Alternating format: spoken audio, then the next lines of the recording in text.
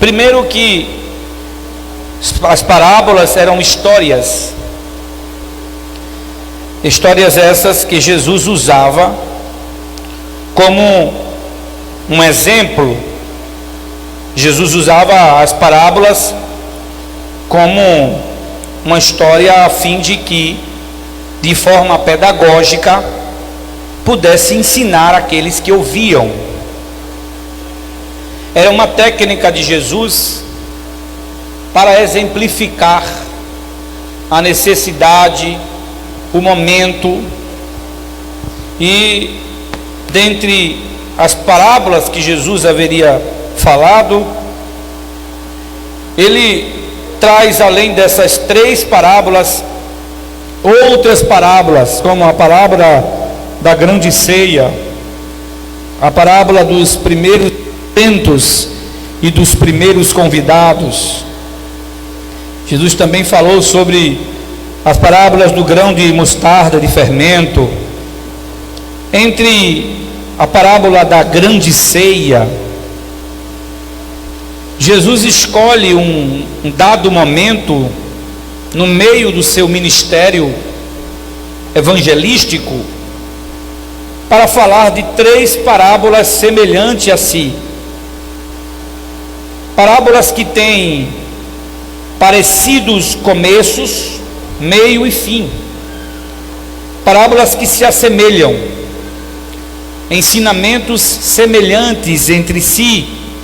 É a parábola da ovelha que se perdeu, a ovelha perdida, a parábola da dracma que se perde,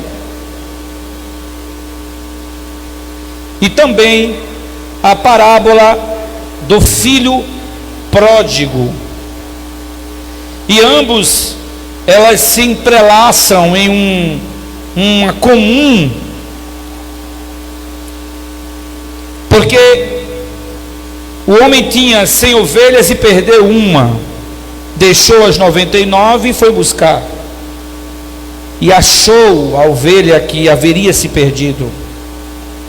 A mulher tinha a dracma e perdeu dentro de casa, varreu, procurou diligentemente e achou a dracma que haveria perdido. O filho pródigo é o pai que tem 2 filhos, e um filho acha de ir embora, pedir herança, ir para uma terra longe, gasta tudo, e o pai espera ele voltar. Existe uma grande diferença entre as 3 parábolas. É porque a da ovelha Jesus foi buscar, a da dracma a mulher procurou, a da ovelha o pastor vai buscar, a da dracma o pastor procura, e o do filho pródigo o pastor espera voltar. Há casos que Jesus não vai buscar, há casos que ele já sabe aonde está perto dele, está na circunferência dele, e ele procura e acha. Há casos que ele vai buscar porque se perdeu, e ele sabe exatamente quem se perde e não consegue voltar. Mas ele sabe aqueles que também se perderam por uma atitude que quis assim deixar operar na sua vida. E Jesus sabe exatamente que ele sabe o caminho de volta para casa. E se um Jesus procura e se o outro Jesus vai buscar, o outro Jesus espera voltar. Talvez você tenha dito: Deus não está procurando alguém da minha casa. Talvez você nem sabe aonde alguém da sua família está nesse exato momento. Ou se você sabe, você não tem certeza. E você não vê Jesus indo buscar ele, mas não se preocupe. Se Jesus sabe que ele sabe voltar, ele vai voltar, ele vai chegar. Quem crê nessa palavra, diga glória a Deus. Essas 3 parábolas, ao contrário de alguns pregadores e oradores, ela não tem exatamente nada a ver de forma direta, interpretada por Jesus, com a condição de alguém que está afastado hoje do caminho do Senhor. Jesus falava essas parábolas acerca do seu amor por Israel. Quando Jesus juntou os discípulos, que deu-lhes poder sobre as enfermidades, Jesus disse aos discípulos: vade primeiro na casa de Israel, depois até os confins da terra. Vocês não precisam de bornais, vocês só precisam de ir. E Jesus deixa explicitamente a vantagem de que Israel era o alvo principal dele, o resgate de Israel. A palavra de Deus nos diz que ainda que uma mãe esqueça do filho que amamenta, Deus nunca vai esquecer de Israel. Na colocação escatológica, Israel ainda terá uma chance de se mover ao encontro de Deus, a sua reconciliação. O que Cristo está falando é que Israel estava perdido, tinha abandonado, tinha rejeitado o Pai. Jesus estava exemplificando o Israel que abandonou ele, mas que ele sempre estava disposto a procurar como a dracma, a buscar como ovelha e a esperar ele voltar como o pai do filho pródigo. Nessa parábola, Jesus estava contando para judeus, muitos deles da alta corte, que espionava Jesus em suas andanças, em suas palestras. Judeus, galileus, pescadores, mas que tinham sua raiz judaica, pois Jesus era judeu. E Jesus estava relatando uma história que para a mente de um judeu era algo totalmente impossível acreditar.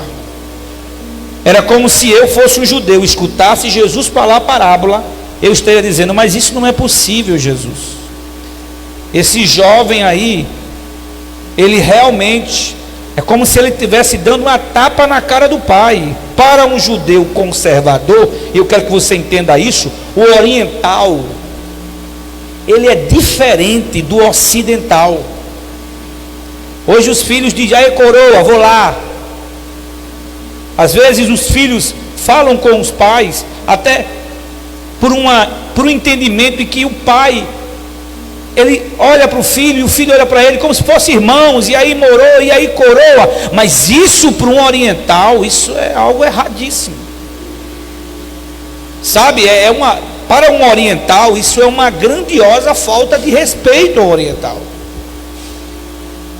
E o oriental, ele era conservador. Um dia eu fui lá na Luz e Vida, e eu perguntei: você tem um livro sobre os costumes judaicos atuais? Ele disse: não tem atual.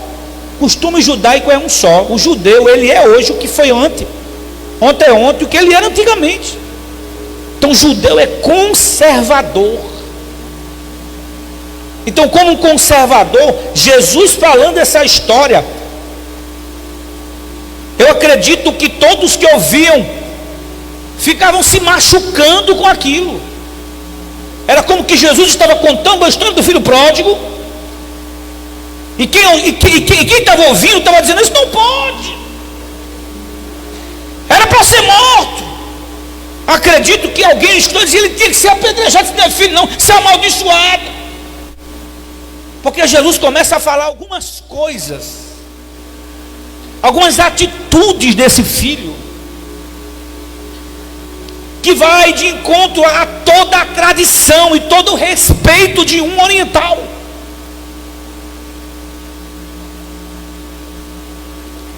O que Jesus queria relatar para eles é que em toda a Bíblia Sagrada, Deus é a misericórdia de procurá-los. Por exemplo, Deus procurou Isaías, e quando Isaías viu só a manga,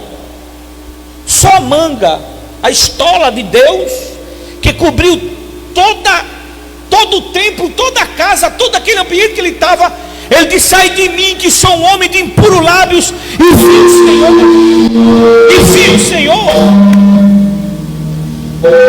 vi o Senhor. Veja aqui o que é isso aqui. E ele disse: som. E ele disse: eu sou um homem de impuros lábios, e vi o Senhor.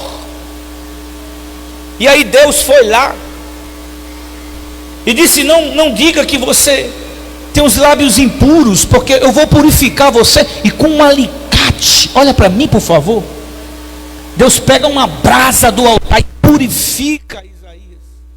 É o que eu estava falando aqui. Deus faz de tudo para ter você perto dele. Jacó, vamos para Jacó. Jacó todo errado. Jacó enganou o pai, deficiente visual, se passou pelo irmão, se vestiu de pele de bicho, entrou na onda da mãe, foi-se embora. O irmão queria matar ele, teve que sair peregrinando. E quando chegou em Betel, que ele pegou uma pedra, fez de travesseiro, ele tinha tudo para Deus olhar para ele e dizer assim: eu queria até um negócio com você, mas você enganou todo mundo, rapaz. Mas Deus não abandonou Jacó. Deus se revelou a Jacó, dizendo a ele: Jacó, lá na frente eu vou te ensinar, lá na frente eu vou te falar, lá na frente eu vou te disciplinar, mas eu não desisti de você. Moisés, quem era Moisés? Alguém que foi ensinado no Egito. E para onde Moisés foi? Para as terras de Midian. E ele fez o quê? Foi pastorar ovelhas lá, pensando ele que Deus haveria esquecido dele. Ele vê a sarça, se aproxima da sarça, Deus chega para ele e diz assim: tira as sandálias do teu pé, porque o lugar que tu está é terra santa. Eu vim até você, porque você vai libertar meu povo. Deus não esqueceu de Moisés. Deus é aquele pai. O que Cristo queria falar na parábola era isso. Era o pai que, em diferente modo, o filho pudesse desrespeitar ele a graus de altura, mas Deus estaria sempre querendo dar uma oportunidade para quem realmente está arrependido. Você pode aplaudir a esse Deus por esse coração que ele tem? Escuta, por favor.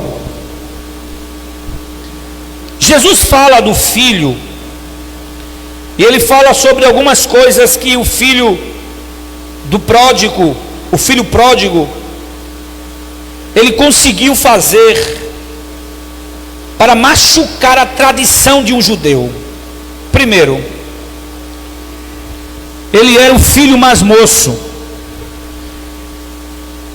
E para um judeu, o filho mais moço nunca resolve a herança. Quem resolve a herança é o primogênito. O primeiro declínio dele é que ele passa na frente do irmão dele para resolver algo que não lhe cabia. Isso era uma transgressão judaica. Segundo, ele passa na frente do irmão mais velho para pedir ao pai a sua herança. Mas herança o filho só recebe quando o pai... Olha como vocês são inteligentes. O ocidental é tão quanto diferente que tem filho que nem espera o pai morrer. Bora, pai, divide as coisas logo aí. Eu posso falar ou não posso? Vem aí, pai, que vai ser uma arenga só aqui. Aí o pai, o bichinho nem morreu direito, está com o pé na cova, só Jesus. Mas ele tem que resolver, porque ele sabe que mesmo depois de morto, alguém vai querer tirar vantagem em cima do outro, e ele tenta resolver uma questão que é desagradável a ele enquanto é vivo. Quem já viu um caso assim parecido? Levanta a mão para eu ver se você já viu um caso assim parecido. Então só foi eu e alguns, né?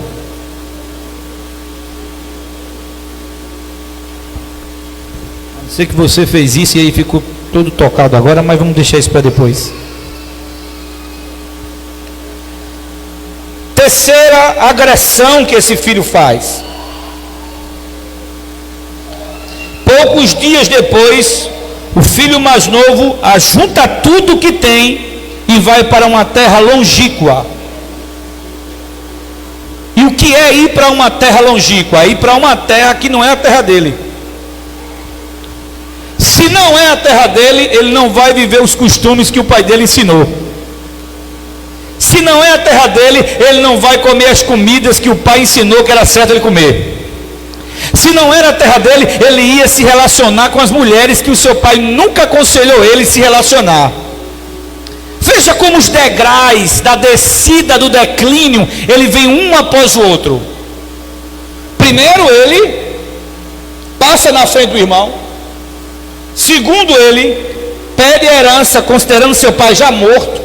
Terceiro, ele já vai para uma terra muito longe. E a prova existencial é que o texto diz que ele lá nessa terra, além dele ir para essa terra longe, ele trabalhou para um gentio. Olha para mim, por favor. Um judeu, ele nunca trabalha para um gentio.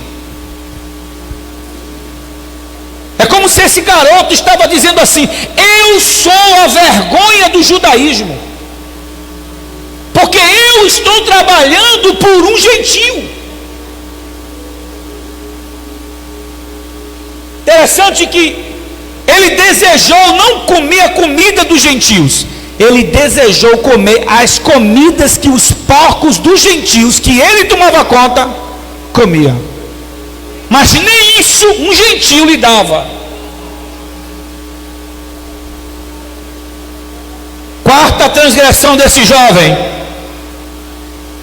ele desperdiçou tudo com as meretrizes. Olha o que o filho mais velho diz: ele gastou tudo com as prostitutas. Antes de ser com as prostitutas, ele gastou tudo. E aí tem a quarta agressão dele ao judaísmo. E qual é? Gastar. Que judeu não gasta. O cara mais pirangueiro desse mundo é judeu. Judeu é seguro. Quando o Silvio Santos vai dar uma nota de R$100, é porque ali ele está ganhando tanta nota de R$100 naquele programa que você não imagina. Porque judeu não gasta, judeu investe.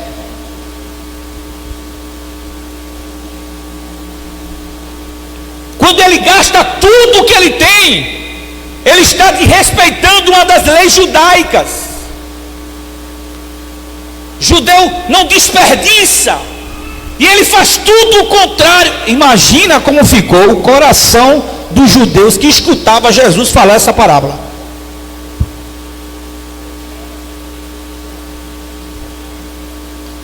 Quinto, depois que ele gasta tudo, ele percebe que ninguém era por ele. Queridos, coloca uma coisa no teu coração hoje: o declínio de um homem, de uma mulher, ele vem passo após passo. Ele vem de atitudes a atitudes. O filho fez tudo isso,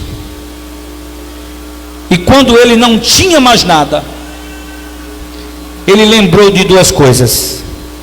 A sua consciência fez ele lembrar de duas coisas. Preste atenção. A primeira foi o seu pai.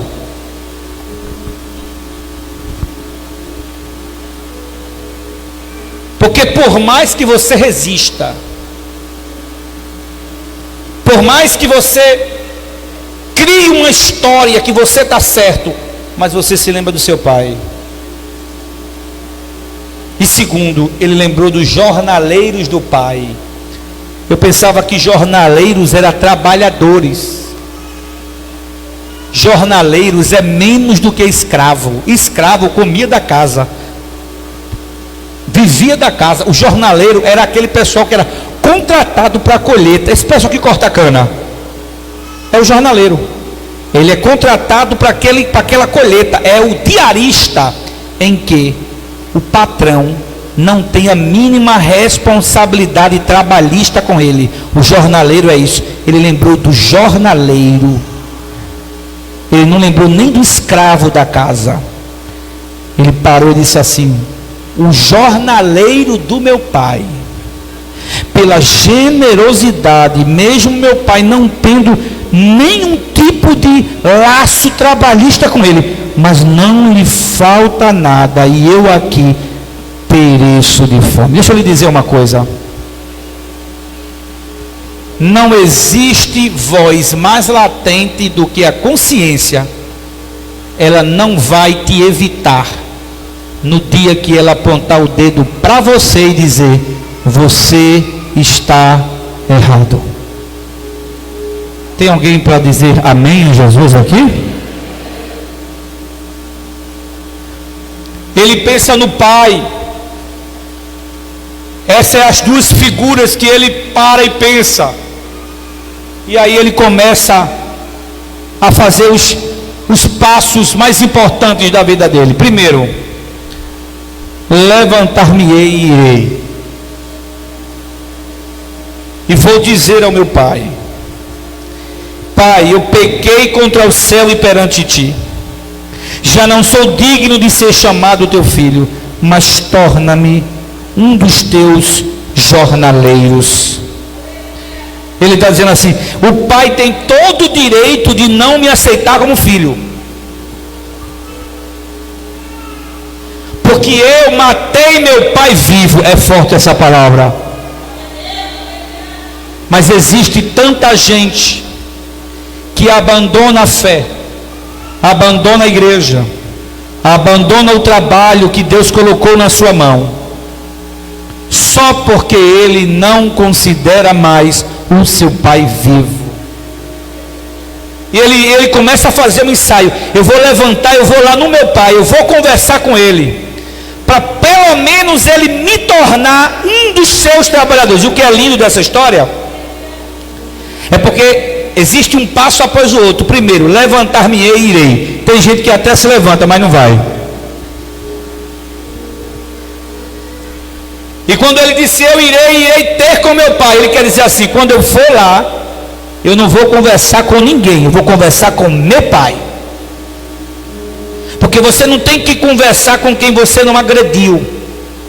Você não tem que conversar com quem você não barruou na vida.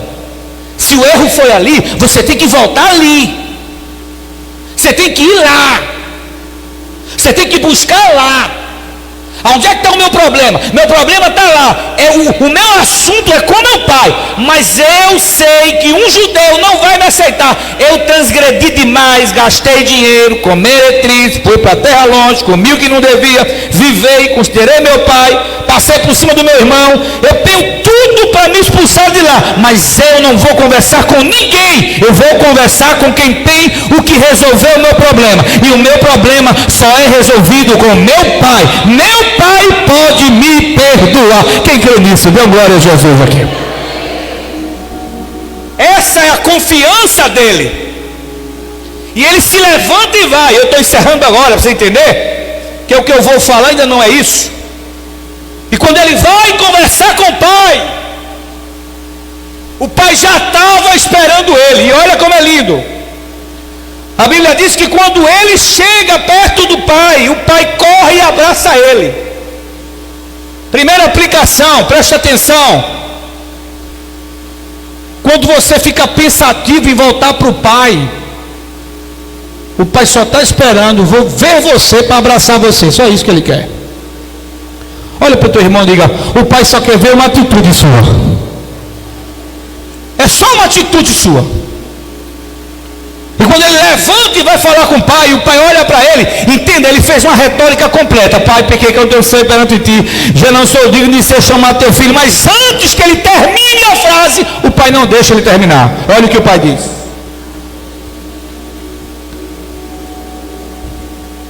quando ele chega para o pai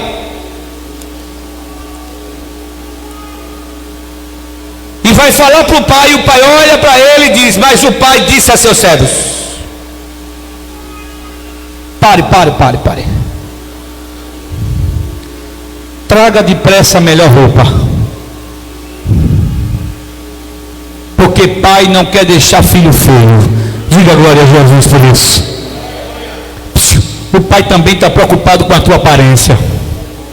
O pai está preocupado com o que as pessoas veem em você. O pai não está preocupado só com o teu interior. Não, mas meu interior, Deus está preocupado com o meu. Não, Deus está preocupado com a tua aparência. Deus quer que ainda que você passe o problema, mas que as pessoas sejam confundidas quando olhar para você. E você, alguém olhar, essa mulher não tem problema, esse homem não tem problema. Claro, porque o pai toma conta da tua aparência. O diabo quer acabar com a tua aparência. O diabo quer deixar você andando aí no meio da rua e alguém olhando para você e dizendo, meu Deus, ela está louca. É o que o diabo quer, mas Deus não. O pai, a primeira coisa que ele fez é cuidar dos detalhes. Diga glória a Deus por isso. Toca no ombro do teu irmão e diz, Jesus te quer bem e te quer bonito, benção. Diz a ele. Segundo, o pai diz assim, vestiu-lhe. Pega a roupa e não entrega a roupa a ele. Aí imagina, alguém com raiva, mas rapaz, e aqui acontece aqui na igreja isso, viu? Eu posso falar ou não posso? Mas pastor fulano vai voltar para a igreja, é? Essa semana me ligou alguém disse assim, como é que tu vai deixar fulano voltar para a igreja? Você está falando com Deus ou comigo? Não é comigo. Você tenha cuidado. Porque o pai, além de dar vestido, vai botar você para vestir ele. Quem crê nisso, aplaude o nome do Senhor Jesus. Quem crê nisso aqui, ó. Imagina a raiva do cara. Mas rapaz, esse bandido chegou. Esse cara chegou para atormentar o pai, rapaz. Levou tudo, roubou o pai. E vai voltar. Vai. E o pai disse, é você que vai vestir ele. Vista ele, agora não vista não, para você ver. Eu imagino o cara com aquela camisa, aquela carinha. A camisa está aí. E se eu fosse o filho, dizia, me vista. Bota o bracinho, bebê. Bota o outro. Porque é o pai que está mandando. Diga glória a Deus.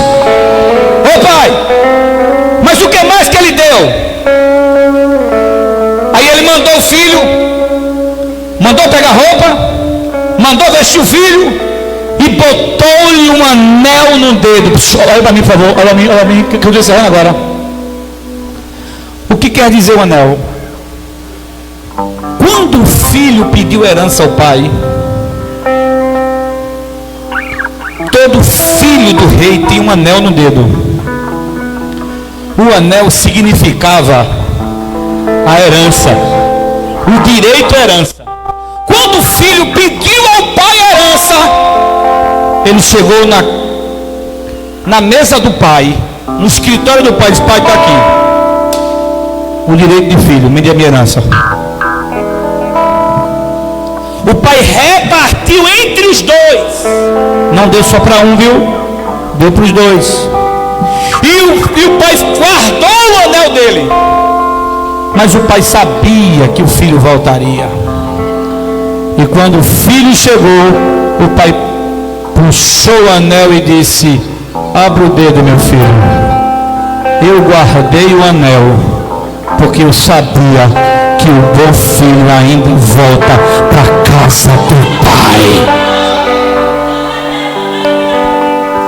O pai está dando a ele o direito de filho, pastor, e o que mais que ele faz? Preste atenção. Ele coloca nele sandália nos pés. Os escravos não andavam com sandálias. Os jornaleiros também não andavam com sandálias. Escravos andavam de pés descalços.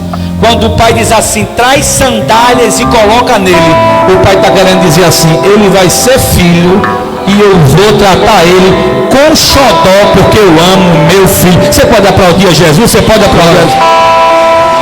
Por isso que você está na igreja hoje, porque Jesus ama você. Você não está porque você é melhor, porque você é certinho. Olha, que eu sempre estou na igreja, sabe? Sempre eu estou orando a Deus, sabe? Sempre eu estou buscando. Não, é Jesus que traz você para a igreja. Você não presta não, pai. Vou ver quem você é, ser ruinhento, complicadinha. Mas Jesus pode trazer você para perto dele. Bota sandália no pé, bota roupa, manda alguém vestir você, bota anel no dedo. Ah, mas você errou, sei, mas esse é filho, e filho é filho. E quando ele faz isso, o que mais chateia o filho mais velho, eu encerro a minha mensagem agora, é porque o pai trata o filho com íntima compaixão. Quando o filho chega, o pai se levanta, vê ele de longe, se moveu, o pai já foi babando para ele, chorando, irmãos, e foi de íntima compaixão e correu e lançou-se ao pescoço do filho e beijou o seu filho. Ele estava querendo dizer assim: antes que o anel chegue, que o vestido chegue, tem uma coisa que mais tem que chegar ligeiro, que é eu sentir seu cheiro, é você estar intimamente perto de mim. O pai tem prazer de estar perto do seu filho. Irmão, quem acredita comigo aqui, por favor, aplauda esse pai chamado Jesus, que ama o filho. Aleluia! Escuta só que eu estou encerrando agora. E quem pensa que acabou, o pai faz assim: agora traga um bezerro cevado. O que é um bezerro aqui? O que é um bezerro aqui? O que é um bezerro, irmão? É um gado, não é isso? Mas por que o bezerro estava cevado? Pergunta essa pessoa aí: ei, por que o bezerro estava cevado? Pergunta ele aí.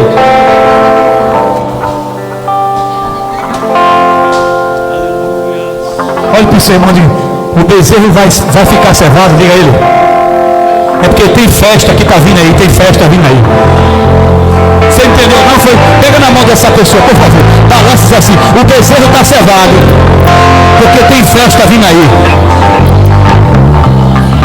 Uma vez meu pai comprou um carneiro bem maquinho, botou lá em casa e disse: vamos cevar para final de ano. Kiko, o nome dele. Eu olhei e disse assim: para final de ano, como assim? Eu não entendia, criança. Eu digo: é o meu bodinho, Kiko. Eu brincava com ele, ele dava cabeçada. Quando chegou o Natal, o bode sumiu. Perguntei: papai, cadê o bode? Não sei, fugiu. Daqui a pouco eu comecei a ver carne em casa que eu nunca via. Cadê meu bode? E alguém disse: esse é menino, rapaz, teu pai matou teu bode, rapaz. Eu: por quê? Rapaz, que eu cevei ele. E o que é cevar, pai? Tu não viu não que eu estava dando comida a ele além do normal para ele engordar? Ele é um bicho que se come, não é cachorro não. Papai cevou porque ia até a festa. Aí ele perguntou a mim: é melhor o Natal com carne ou sem carne? Eu disse: com carne. Ele disse: pronto, eu cevei para a gente comer, a gente vai comer ele. Foi um negócio do meu coração naquele dia. Eu digo: nunca vou comer um bezerro, ou melhor, um bode cevado. Mas meu pai cevou porque o final do ano ia chegar. Você entendeu ou não? Olha para o seu irmão e diga: está chegando a festa. Se você entender, se você dizia a ele, diga assim: está chegando a minha festa. E o teu bezerro já está cevado. Só que quem mandou cevar não foi eu, foi meu pai. Porque se tem alguém que tem mais certeza que eu vou fazer a festa, é o meu pai. Eu quero fazer a festa, mas eu não posso. Mas a festa vai chegar e vai mandar tudo. Deus vai mandar tudo. O bezerro está cevado porque vai ter festa. Tem alguém para adorar Jesus nessa noite? Olha que eu estou todo arrepiado aqui, Jesus. Ele disse: o meu filho estava morto e reviveu. Eu estava perdido e foi achado. Mas o filho mais velho não gostou. Deixa eu falar, a igreja está cheia de filho mais velho. Não peça para mim atenção a filho mais velho que eu não dou. Esse dia eu disse a uma pessoa, eu disse a uma pessoa assim: meu irmão, eu sei que por tolerar um, a gente perde dois que não vêm para a igreja. Mas o evangelho de Jesus não é isso. O evangelho de Jesus é porque ele veio para os doentes. Eu nunca vou escolher entre um e outro na igreja. Não posso, não tenho esse direito. Aqui é uma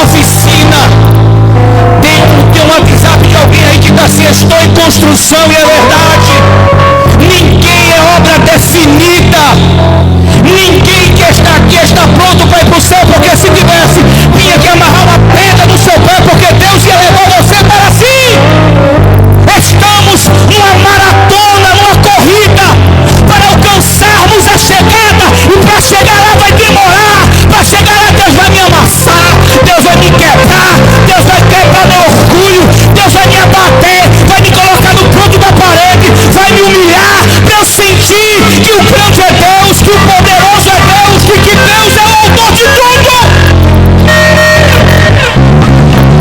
Aleluia! O mais velho disse, mas vai! O que é que está vindo aí dentro? Tu não soube? O teu irmão voltou, o teu pai fez uma festa. Teu pai matou até um bezerro cevado.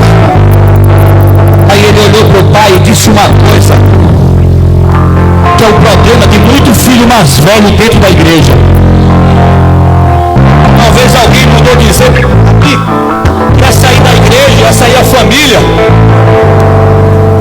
E eu disse a essa pessoa que foi porta-voz, disse, pronto, pergunte quando é o dia que ele vai sair ou que ela vai sair, por causa de outra pessoa que eu vou preparar as cartas de recomendação.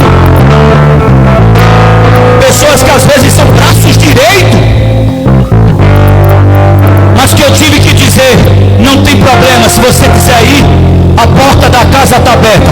Do mesmo jeito que você entrou, você pode ir, e do mesmo jeito que você for, você também pode voltar. O filho mais velho disse, mas pai, eu te sirvo há tantos anos, e esse é o erro do filho mais velho. Pergunte, qual é, pastor? É porque o filho nunca se viu como filho. Posso falar ou não posso? Toca no teu irmão e recebe essa aí. Vai, irmão, diz a ele, recebe essa aí.